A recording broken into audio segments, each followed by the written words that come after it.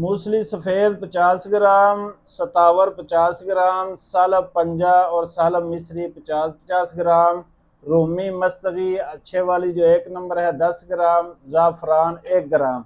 ये सब चीज़ों का सफ़ूफ बना लें। सुबह शाम आधा आधा चम्मच नीम गर्म दूध के साथ इस्तेमाल करें। इसके साथ जो है ये ख़ास किस्म के हमने मजून तैयार की है। जो लोग बे औलाद हैं, जिनको मर्दाना कमज़ोरी का मसला है, और जो लोग जिनकी शादी होने वाली है वो शादी से घबरा रहे हैं, तो इंशाल्लाह शादी से घबराए नहीं। ये हमारा जो शादी कोर्स है, एक दफ़ा इस्तेमाल करें। आपको जितनी भी कमज़ोरी है, आपने जो है लाखों रुपए की भी मेडिसिन खा ली है, इंशाल्लाह ये सबसे बढ़कर जो है काम करेगी।